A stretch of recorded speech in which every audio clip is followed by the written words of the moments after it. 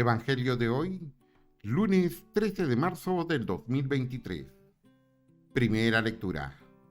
Lectura del segundo libro de los Reyes, capítulo 5, versículos del 1 al 15. En aquellos días, Naamán, general del ejército de Siria, gozaba de la estima y del favor de su rey, pues por su medio había dado el Señor la victoria a Siria. Pero este gran guerrero era leproso. Sucedió que una banda de sirios en una de sus correrías trajo cautiva a una jovencita que pasó luego al servicio de la mujer de Naamán. Ella le dijo a su señora: «Si mi señor fuera a ver al profeta que hay en Samaria, ciertamente él lo curaría de su lepra». Entonces fue Naamán a contarle al rey, su señor: «Esto y esto dice la muchacha israelita». El rey de Siria le respondió: «Anda pues, que yo te daré una carta para el rey de Israel». Naamán se puso en camino llevando de regalo 10 barras de plata, 6,000 monedas de oro, 10 vestidos nuevos y una carta para el rey de Israel que decía: «Al recibir esta, sabrás que te envío a mi siervo Naamán, para que lo cures de la lepra». Cuando el rey de Israel leyó la carta, rasgó sus vestiduras exclamando: «¿Soy yo acaso Dios, capaz de dar vida o muerte, para que éste me pida que cure a un hombre de su lepra? Es evidente que lo que anda buscando es un pretexto para hacerme la guerra». Cuando Eliseo, el hombre de Dios, se enteró que el rey había rasgado sus vestiduras, le envió este recado: «¿Por qué rasgaste tus vestiduras? Envíamelo, y sabrá que hay un profeta en Israel». Llegó pues Naamán con sus caballos y su carroza, y se detuvo a la puerta de la casa de Eliseo. Este le mandó decir con un mensajero: «Ve y báñate 7 veces en el río Jordán, y tu carne quedará limpia». Naamán se alejó enojado, diciendo: «Yo había pensado que saldría en persona a mi encuentro y que, invocando el nombre del Señor, su Dios, pasaría la mano sobre la parte enferma y me curaría de la lepra. ¿Acaso los ríos de Damasco, como el Habaná y el Farfar, no valen más que todas las aguas de Israel? ¿No podría bañarme en ellos y quedar limpio?». Dio media vuelta y ya se marchaba furioso, cuando sus criados se acercaron a él y le dijeron: «Padre mío, si el profeta te hubiera mandado una cosa muy difícil, ciertamente la habrías hecho. ¿Cuánto más si solo te dijo que te bañaras y quedarías sano?». Entonces Naamán bajó, se bañó 7 veces en el Jordán, como le había dicho el hombre de Dios, y su carne quedó limpia como la de un niño. Volvió con su comitiva a donde estaba el hombre de Dios y se le presentó diciendo: «Ahora sé que no hay más Dios que el de Israel». Palabra de Dios, te alabamos, Señor. Salmo responsorial. Estoy sediento del Dios que da la vida. Como el venado busca el agua de los ríos, así cansada mi alma te busca a ti, Dios mío. Estoy sediento del Dios que da la vida. Del Dios que da la vida está mi ser sediento. ¿Cuándo será posible ver de nuevo su templo? Estoy sediento del Dios que da la vida. Envíame, Señor, tu luz y tu verdad, que ellas se conviertan en mi guía y hasta tu monte santo me conduzcan, allí donde tú habitas. Estoy sediento del Dios que da la vida. Al altar del Señor me acercaré, al Dios que es mi alegría, y a mi Dios, el Señor, le daré gracias al compás de la cítara. Estoy sediento del Dios que da la vida. Lectura del Santo Evangelio según San Lucas, capítulo 4, versículos del 24 al 30. En aquel tiempo, Jesús llegó a Nazaret, entró a la sinagoga y dijo al pueblo: «Yo les aseguro que nadie es profeta en su tierra». Había ciertamente en Israel muchas viudas en los tiempos de Elías, cuando faltó la lluvia durante 3 años y medio, y hubo un hambre terrible en todo el país. Sin embargo, a ninguna de ellas fue enviado Elías, sino a una viuda que vivía en Sarepta, ciudad de Sidón. Había muchos leprosos en Israel en tiempos del profeta Eliseo. Sin embargo, ninguno de ellos fue curado, sino Naamán, que era de Siria. Al oír esto, todos los que estaban en la sinagoga se llenaron de ira, y levantándose, lo sacaron de la ciudad y lo llevaron hasta una saliente del monte, sobre el que estaba construida la ciudad, para despeñarlo.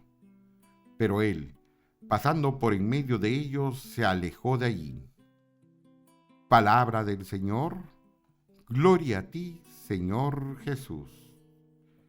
Cristo los ama, María también, amados hermanos. Los judíos están muy molestos con él. Ya no lo soportan. Él está estremeciendo su sociedad desde los cimientos. ¿Quién se ha creído que es? Ellos lamentablemente no quieren creer que es Cristo, el Hijo de Dios, el Salvador prometido. Y es que esperaban que los tratara con deferencia, con adulación y respeto. En cambio, Jesucristo los enfrenta, desenmascarando su hipocresía. ¿Cómo se atreve a sacarles en cara que los profetas prefieren manifestarse, ayudar y curar a los extranjeros antes que a ellos? Son incapaces de aceptar que su soberbia y su vanidad los ha cegado al extremo de no poder reconocer a quién Dios envía. Esta vez llegan al extremo de tomar venganza por sus propias manos. Si Jesucristo se libra de ellos, no es por cobardía, sino porque aún no había llegado su hora. Él tenía una misión que cumplir y lo que tenía que ocurrir con él no era morir de este modo, entre sus manos. Esta gente está tan obsesionada con la amenaza que Jesucristo parece construir para su estatus social y económico, que ni siquiera son capaces de asombrarse de la forma en que Él se libra de la emboscada que le tendieron. Y es que, como posteriormente dirá Jesús, a mí nadie me quita la vida, yo la entrego por la salvación. Esto quiere decir que nadie tendría en realidad poder sobre Jesucristo, si Él no lo permite. ¿Y por qué lo permite? Porque Él tiene una misión que cumplir. Ha venido a salvarnos por voluntad de Dios Padre. Y la única forma de hacerlo es mostrándonos con su propia vida el camino del amor. Él nos enseña con su propia vida hasta qué extremo debe llegar quien en verdad ama. Jesús nos da el ejemplo con su propia vida. Nosotros debemos seguirlo para salvarnos. ¿Quiere decir que todos debemos ser crucificados? No en el sentido literal, pero sí llegar al extremo de dar la vida, si es preciso, por amor. Se dice muy fácil y a veces parece tal situación muy alejada de nuestra realidad. Sin embargo, si nos detenemos a observar nuestras propias vidas, constataremos que son muchas las situaciones a diario en las que no somos capaces de entregarnos por amor. Queremos siempre tener la razón, queremos imponer nuestro criterio. No toleramos que nadie nos trate, ya no digamos con violencia, sino con desprecio o indiferencia. Queremos ser siempre el centro, queremos que se nos reconozca y se nos trate con distinción. Luego hablamos de modestia, pero lo decimos de la boca para afuera.